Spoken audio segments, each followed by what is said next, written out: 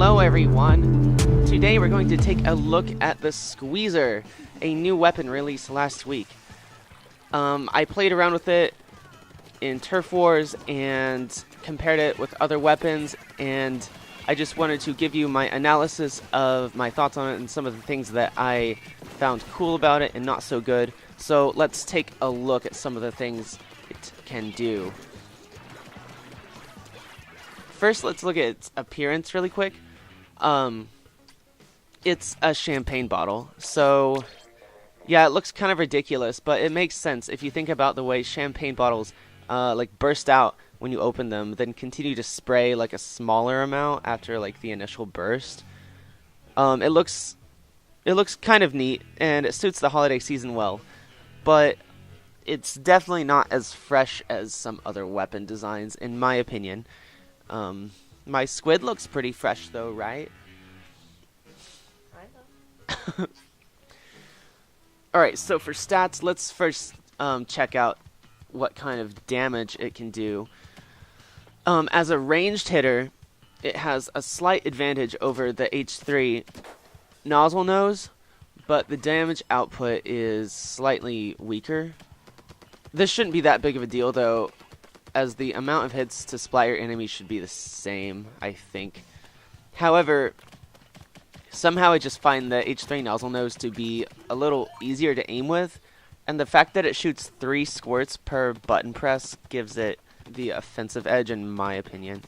I keep on breaking up the nozzle nose comparisons because it seems to be the closest in range to the Squeezer, at 70 distance to the Squeezer's impressive 77 by using the button taps. If I'm not mistaken, with the shooter weapon class, it's only outranged by our good friend Jet Squelcher. But again, we find the Squeezer, well, squeezing ahead with 6 points more base damage than the Squelch.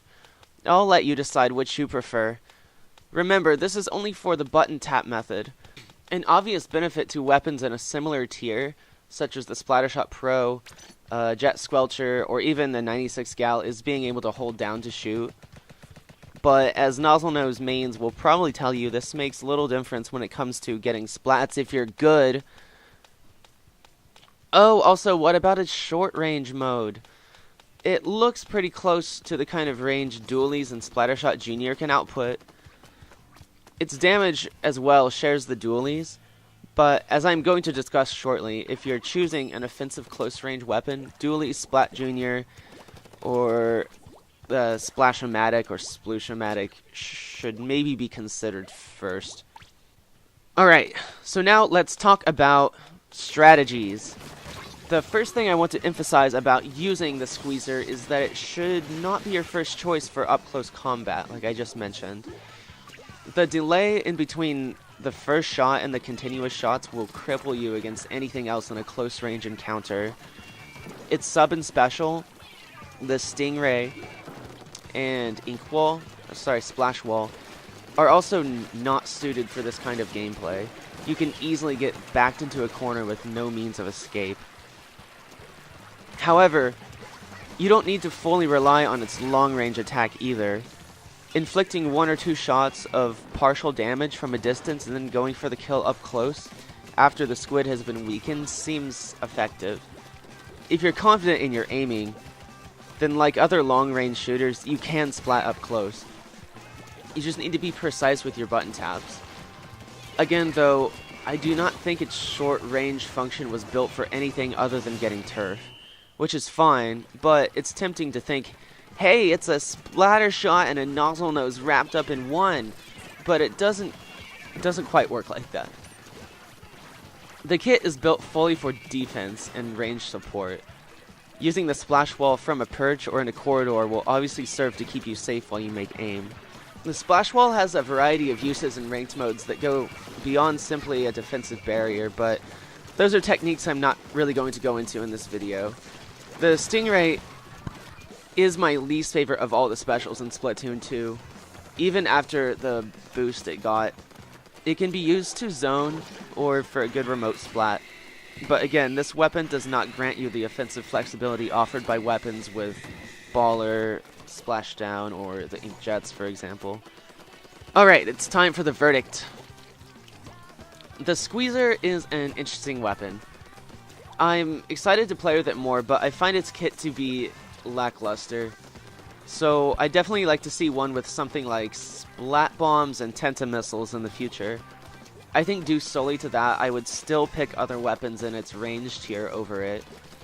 But there's something to be said for being nearly as long-ranged as the Squelcher and more powerful. Some of the splats I got were unexpected because it doesn't look like it packs the punch that it does. However, possibly as a result of my own carelessness and affinity to use close-ranged weapons, sometimes I played up close and ended up swimming straight into my own death. The delay between its first shot and consecutive shots makes quickly inking the turf around you in moments where an enemy is pursuing you to be almost impossible. That precious half second can cost you a life if you aren't careful. So with the Squeezer, approach cautiously and shoot when you are confident. Overall, I'd give the Squeezer an initial rating of like C+. I don't like the Stingray, and I think its short-ranged mode isn't as useful as maybe it could be. It'll be a while before I feel comfortable using in ranked modes, if ever, but it's a fun toy with a lot of new techniques to explore. Maybe it'll grow on me in time. Let me know what you think about the Squeezer and my analysis of it in the comments. If I made any mistakes in statistics or facts, or have any suggestions, throw them at me. So with that said, you should subscribe because I'm cool and interesting. Follow me on Twitch and Twitter, and you can add me as a friend on Switch.